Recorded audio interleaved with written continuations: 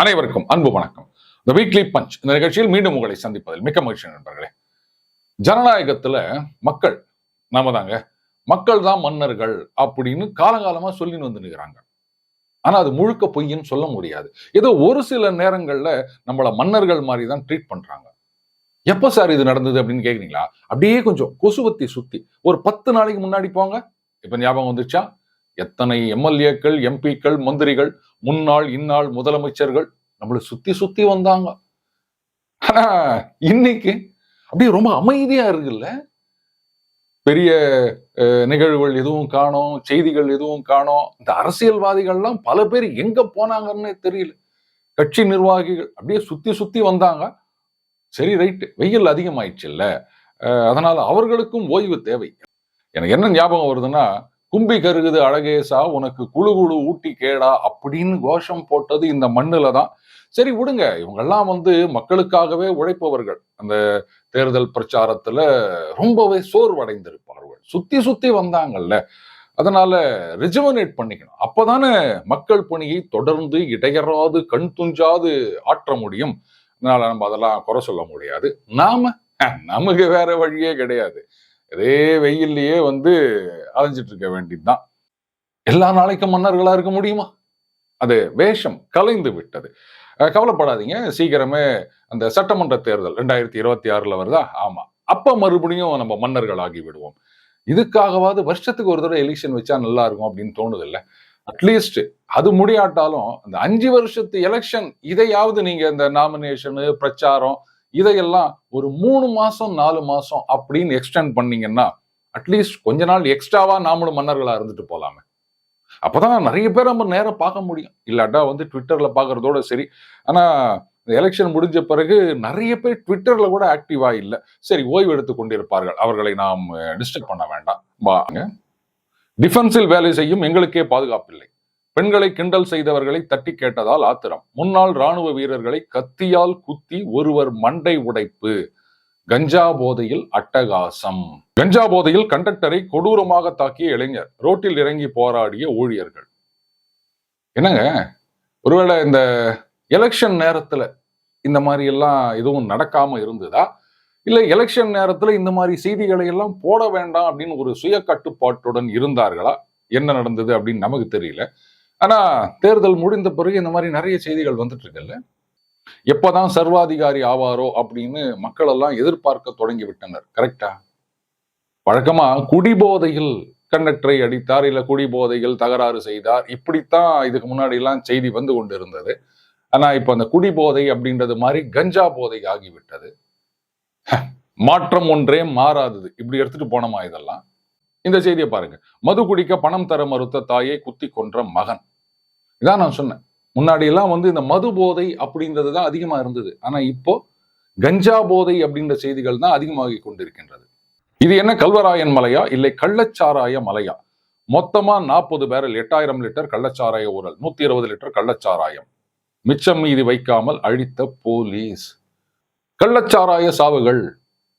ஆமா, எங்கேயோ கேள்விப்பட்ட மாதிரி ஞாபகம் வருது இல்ல? நம்ம மாநிலத்துலதான் நடந்தது அப்படின்னு நினைக்கிறேன். அது ரொம்ப நாளாச்சுங்க, அதெல்லாம் யார் ஞாபகம் வச்சுட்டு இருப்பாங்க அப்படின்றீங்களா? சரி, அது வரைக்கும் இந்த கள்ளச்சாராய ஊரல் அதெல்லாம் அழிச்சிருக்காங்களே, சந்தோஷப்படுவோம், பாராட்டுவோம். வேற என்ன செய்யறது? நான் காவல்துறை நடவடிக்கை எடுத்துக்கொண்டே இருக்கின்றார்கள். சமீபத்தில் கூட பாத்தீங்கன்னா, யாரோ ஒரு ஐடியில் வேலை செய்கின்ற ஒரு பெண் ஊழியர் அவங்க வீட்டுல போயிட்டு செக் பண்ணும்போது அப்படியே பொட்டலம், ஏராளமான பொட்டலங்கள், கஞ்சா பொட்டலங்கள்லாம் கிடைச்சிருக்கு அப்படின்னு செய்தி வந்தது. அது அகைன் ரகசிய செய்தி கிடைத்து போலீசார் போய் நடவடிக்கை எடுத்திருக்காங்க. அதனால போலீசார் நடவடிக்கை எடுக்கல அப்படின்லாம் சொல்லக்கூடாது. இங்க கூட பாருங்க, ஒருத்தர் சாலையில் ஆஃப் பாயில் போட்ட நபர் கைது செய்த காவல்துறை. என்ன இருந்தாலும் நீங்க ரோட்ல போயிட்டு ஆஃப் பாயில் போடுறதெல்லாம் சரிப்பட்டு வருவாங்க. இதனால அந்த வடிவேல் சொல்லுவாரு, துபாயில ரோடெல்லாம் எப்படி இருக்குன்னு தெரியுமா, அப்படியே அங்க சோத்தை போட்டு அதுல குழம்ப ஊத்தி அப்படியே பெசஞ்சு அடிக்கலாம் அப்படின்னு. அந்த மாதிரி ஆகுது நம்ம ரோடெல்லாம். இவங்க ஆஃப் பாயில் போட்டாங்கன்னா அதை வாங்குறதுக்குன்னு ஒரு கும்பல் வரும், டிராபிக்குக்கெல்லாம் இடையூறு ஆகுது, ஜனங்க கஷ்டப்படுவாங்கல்ல. அதனால இதை நீங்க யாரும் கிரிட்டிசைஸ் பண்ணக்கூடாது. இது சரியான பெர்ஸ்பெக்டிவ்ல பார்த்தாதான் இந்த நடவடிக்கை சரி அப்படின்னு உங்களுக்கு புரியும். இந்த சூரியன் சுட்டெரிக்குது அப்படின்னா நாம என்ன பண்ண முடியும்? விடியல் வந்தாச்சு அப்படின்னாலே கொஞ்ச நேரத்துல சூரியன் உச்சத்துக்கு போயிடும். அப்புறம் நம்மளை எல்லாம் சுட்டெரிக்கும். ஏப்ரல் மே மாசத்துல அதைத்தான் சொன்னேன். நீங்க வேற எதுவும் நினைச்சுக்காதீங்க. அப்படின்றது காலங்காலமா நம்ம பார்த்துட்டு வர விஷயம் தானே. அப்புறம் யாரும் வந்து என்ன பிரயோஜனம்? விடியல் அப்படின்னு இருந்தால் சூரியன் சுட்டெரிக்கத்தான் செய்யும். அதை எந்த காலத்திலும் மாற்ற முடியாது. அதுக்காக சூரியன் இல்லாத இடத்துக்கு போக முடியுமா? இல்ல எல்லாரும் தாமரை பூத்த தடாகத்திலே போய் இறங்கிட முடியுமா? நடக்கிற காரியமா அதெல்லாம்? இந்த செய்தியை பாருங்க. தென்காசி காரில் 600 கிலோ குட்கா கடத்தல், மாவட்ட ஊராட்சி தலைவரின் கணவர் உட்பட 2 பேர் கைது. அது எந்த கட்சி அப்படின்னு நான் சொல்லி உங்களுக்கு தெரிய வேண்டிய அவசியம் கிடையாது.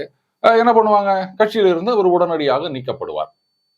எப்ப சேர்த்துப்பார் அப்படின்லாம் என்ன கேட்காதீங்க, அது எனக்கு தெரியாது. ஆனா இந்த செய்தியோட தொடர்பு இல்லாத இன்னொரு செய்தி, அதை கொஞ்சம் பாருங்க. முன்னாள் அமைச்சர் விஜயபாஸ்கர் மீதான வழக்கின் குற்றப்பத்திரிகை நகல்களை அமலாக்கத்துறை வசம் வழங்கக்கூடாது.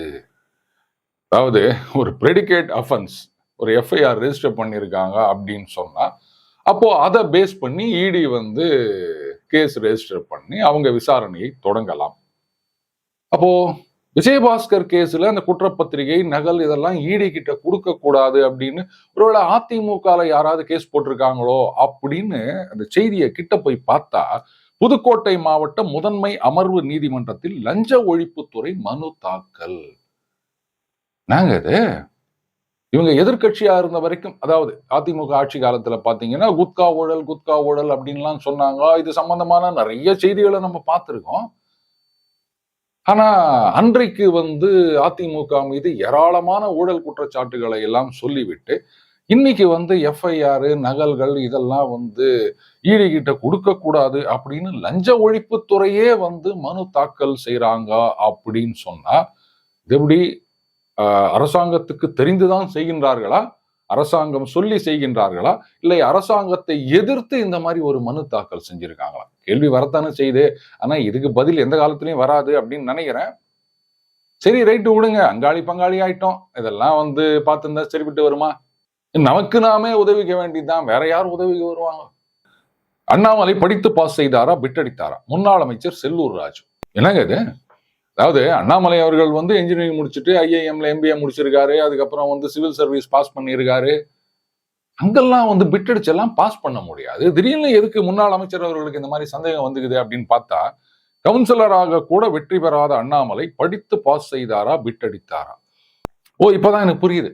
அதாவது நீங்க அரசியல்ல நுழைஞ்சி கவுன்சிலரா, எம்எல்ஏவா, எம்பியா ஜெயிக்கணும் அப்படின்னு சொன்னா, இந்த இன்ஜினியரிங், அப்புறம் ஐஐஎம், ஐஏஎஸ் இந்த மாதிரி தேர்வுகளை எல்லாம் கஷ்டப்பட்டு படிச்சு பாஸ் பண்ணியிருக்கணும். ஒரு பிஹெச்டி இருந்தா அடிஷனல் குவாலிஃபிகேஷன். இதெல்லாம் நீங்க வந்து பிட்டடிக்காம பாஸ் பண்ணியிருந்தா மட்டும்தான் கவுன்சிலராவோ எம்எல்ஏவோ ஜெயிக்க முடியும் அப்படின்னு சொல்றாரா? அப்ப அண்ணன் அமைச்சர், முன்னாள் அமைச்சர் செல்லூர் ராஜு அவர்கள், அவர் என்ன படிச்சாரு? டபுள் பிஹெச்டி வாங்கியிருப்பாரோ, இல்ல போஸ்ட் டாக்டோரல் ரிசர்ச் ஏதாவது பண்ணியிருப்பாரோ? ஏன்னா எம்எல்ஏவா நிறைய தடவை ஜெயிச்சுக்கிறாரு, மந்திரி எல்லாம் இருந்திருக்காரு. அப்போ நிஜமாவே நிறைய படிச்சிருப்பார் அப்படின்னு நினைக்கிறேன். கரெக்டா? சரி, ஜெயலலிதா அவர்கள் எம்எல்ஏ தேர்தலில் தோத்து போனாங்களே, அப்போ இந்த கேள்வி வந்திருக்குமா? இல்ல அவங்க இருந்திருந்தா இந்த கேள்வி அவர் கேட்டிருப்பாரா? சரி, என்ன பண்றது? அவங்க இல்ல அப்படின்னு உடனே ஆளாளுக்கு அந்த இடத்தை நாங்க நிரப்புவோம் அப்படின்னு கனவு காண ஆரம்பிச்சிட்டாங்க போல இது. ஆனா கலாம் ஐயா அவர்கள் சொன்ன கனவு இது கிடையாது. This is going to be a nightmare for முன்னாள் அமைச்சர் செல்லூர் ராஜு. இப்பதான் எனக்கு புரியுது. ரைட். செல்லூர் ராஜு அவர்கள் வந்து பெரிய சயின்டிஸ்ட் இல்லையா? தெர்மகோல். ரைட். அப்ப அவரு கேட்கறதுல நியாயம் இருக்குதுங்க. அவரெல்லாம் நம்ம விமர்சனம் பண்ணக்கூடாது. அப்படியே நம்ம கடந்து போயிடலாம். அடுத்த இஷ்யூவை பார்ப்போம். சென்னையில் மீண்டும் ஒரு அதிர்ச்சி சம்பவம். கடைக்கு சென்ற 10 வயது சிறுமியை முட்டி தூக்கி வீசிய மாடு. குழந்தை உயிர் போச்சுன்னா யார் பொறுப்பு? தந்தை ஆவேச பேட்டி. இது ஐஏஎஸ் அதிகாரி ராதாகிருஷ்ணன் அவர்கள், அவர் கூட நிறைய பேட்டி கொடுத்திருக்காரு. நடவடிக்கை எடுத்தாங்க அப்படின்னு சொன்னாங்க. ஆனா என்ன நடவடிக்கை எடுத்தாங்கன்னு ஒன்றும் புரியலையே. ஒரு நடவடிக்கை எடுக்கிறோம் அப்படின்னு சொன்னா அதுக்கு ஒரு ரிசல்ட் இருக்கும். அப்பதானே நடவடிக்கை எடுத்ததை வந்து மக்கள் ஏற்றுக்கொள்ள முடியும். நீங்க பாட்டுக்கு ஒரு பக்கம் நடவடிக்கை எடுக்கிறதா செய்திகள் வந்துட்டே இருக்கும், இன்னொரு பக்கம் மாடு முட்டிக்கினே இருக்கும் அப்படின்னு சொன்னா என்னங்க இதெல்லாம்? விடியல். சரி, நம்ம வேற என்ன சொல்ல முடியும்? இந்த மாடுகள் சாலையில் நடமாடுவது, மக்களை துன்புறுத்துவது அப்படின்றது வந்து அடிக்கடி நம்ம பார்த்துட்டு இருக்கோம். நாங்க இருக்க ஏரியாலெல்லாம் சான்ஸே கிடையாது. நாங்கெல்லாம் பழகிட்டோம் அதுக்கு அப்படின்னு வச்சுக்கோங்களேன். பட் எல்லாரும் அந்த மாதிரி பழகுவாங்களான்னு தெரியாது. வண்டியில போறவங்களாவது பார்த்து ரெகுலரா போறவங்க ஒதுங்கி போலாம். ஆனா நடந்து போறவங்க தான் கொஞ்சம் கஷ்டம். திடீர்னு மாடு எப்ப திரும்பவும் என்ன அப்படின்னு தெரியாது. வண்டின்னும் போது வேகமா போறதுனால நம்ம அதை உஷாரா கவனிச்சுட்டே வந்திருந்தோம் அப்படின்னு சொன்னா எஸ்கேப் ஆயிடலாம். இதுக்கெல்லாம் ஒரு நிரந்தர முடிவு தான் எப்போ? இல்ல இந்த மாடு தொல்லைக்கு நீங்க வேற எதுவும் நினைச்சுக்காதீங்க.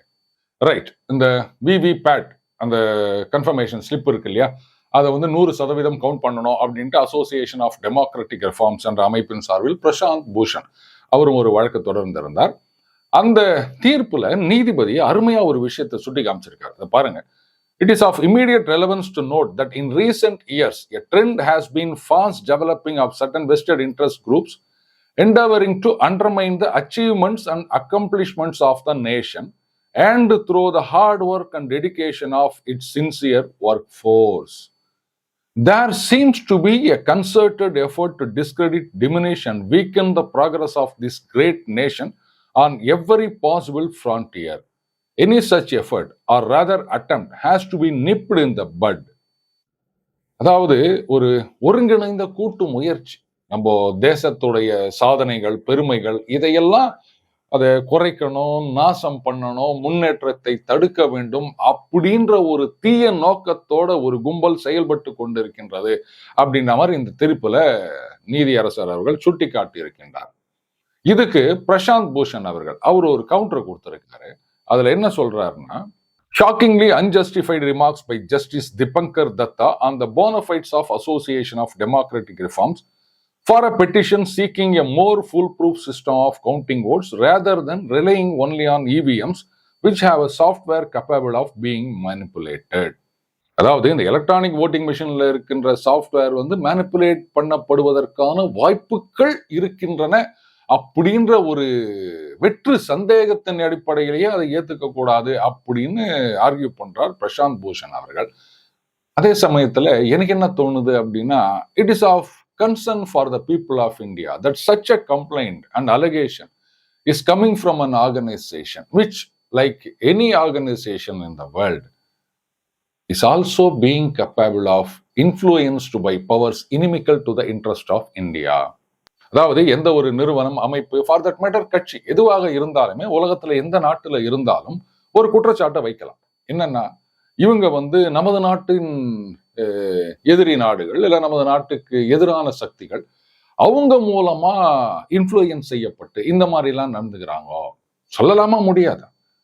அந்த மாதிரி பல நிறுவனங்கள் இந்த மாதிரி வெளிநாட்டு சக்திகளின் சதிக்கு ஆளாகி இருக்கின்றன அப்படின்றது உலகம் முழுக்க நம்ம பார்த்துட்டு வரமா இல்லையா?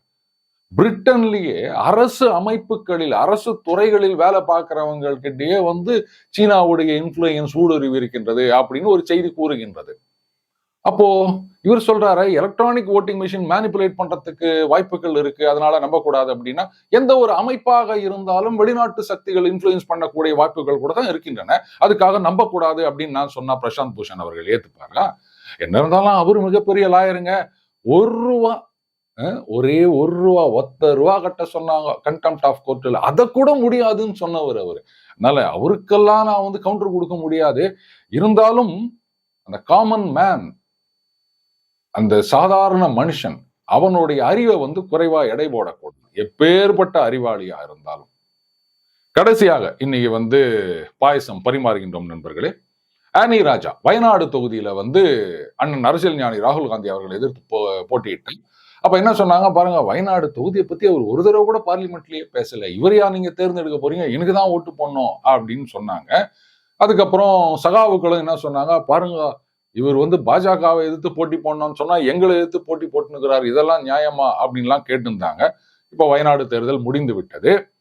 வயநாட்டில் ராகுல் காந்தி அவர்களை எதிர்த்து போட்டியிட்ட ஆனி ராஜா அவர்கள் இப்ப என்ன சொல்லுகிறாங்க, அமேதி தொகுதியில் ராகுல் காந்தி அவர்களை ஆதரித்து பிரச்சாரம் செய்வேன் அப்படின்னு சொல்லியிருக்காங்க. என்னங்க காமெடியா இருக்குது அது. இவங்களே இங்க எதிர்த்து போட்டிட்டு ஐயா அவர் எம்பியா இருந்து ஒண்ணுமே செய்யல, அவருக்கு ஓட்டு போடாதீங்க அப்படின்னு சொல்லிட்டு அமேதியில போயிட்டு ஓட்டு போடுங்கன்னு சொன்னா, இவங்க தான் சொன்னாங்க வயநாடு தொகுதி பத்தி பார்லிமெண்ட்ல பேசவே இல்லை அப்படின்னு. அப்ப நான் இவங்க அமைதியில போய் பிரச்சாரம் பண்ணும்போது வயநாட்டிலேயே அவர் பேசல, அமைதி பத்தியா பேச போறாரு இப்படின்னு நான் சொல்ல போறாங்க? இல்ல வயநாடு மக்கள் தான் முக்கியம், அமைதி தொகுதி மக்கள் எக்கெடு கெட்டு போனாலும் பரவாயில்ல அப்படின்னு முடிவு பண்ணிட்டாங்களா? ஆனா இங்க எதிர்த்து போட்டிட்டு அங்க போயிட்டு ஆதரித்து பிரச்சாரம் செய்கிறார்களே அப்படின்லாம் நீங்க விமர்சனம் வைக்கக்கூடாது. ஏன்னா கம்யூனிஸ்ட் கட்சி என்னைக்குமே அப்படித்தான். இந்த செய்தியை பாருங்க. தியாகிகள் புதைக்கப்படுவதில்லை, விதைக்கப்படுகின்றார்கள். தோழர் லீலாவதியின் ஒவ்வொரு சொட்டு ரத்தத்திலும் ஆயிரம் ஆயிரமாய் லீலாவதிகள் உருவாகி கொண்டிருப்பார்கள். தியாக தீபம் தோழர் கே லீலாவதி நினைவு தினம் ஏப்ரல் 23. ஞாபகம் இருக்கா? லீலாவதி அவர்கள் எப்படி கொலை செய்யப்பட்டார்கள், யாரால் கொலை செய்யப்பட்டார்கள் அப்படின்னு இதே நம்ம டோலர்ஸ் சொன்னதெல்லாம் ஞாபகம் இருக்கா? ஆனா இன்னைக்கு யாரோட கூட்டணி வச்சுன்னுக்குறாங்க? 15-10 அது இருந்தா மத்ததெல்லாம் மறந்துடுவோம் அப்படின்னு முடிவு பண்ணிட்டாங்களா? அதனால இவங்க இந்த கூட்டணியில இருக்கும்போது வயநாடுல எதிர்த்து போட்டியிட்டு விட்டு அமைதியில் போயிட்டு ஆதரித்து பிரச்சாரம் செய்வது அப்படின்றது அபரேஷனே கிடையாது. இதுதான் கம்யூனிஸ்ட் கட்சி. இப்படித்தான் அவங்க இருப்பாங்க. கடைசி வரைக்கும் மக்களை ஏமாற்றிக் கொண்டு எப்படியாவது பதவியை பிடிக்க வேண்டும் அப்படின்றது மட்டும்தான் கம்யூனிஸ்டுகளின் ஒரே நோக்கம். அந்த நோக்கத்தை நாம தெரிஞ்சுக்கல அப்படின்னு சொன்னா கடைசி வரைக்கும் நாம ஆம் ஆத்மியாகத்தான் இருக்க வேண்டும். மீண்டும் அடுத்த பதில் சந்திப்போம். வணக்கம்.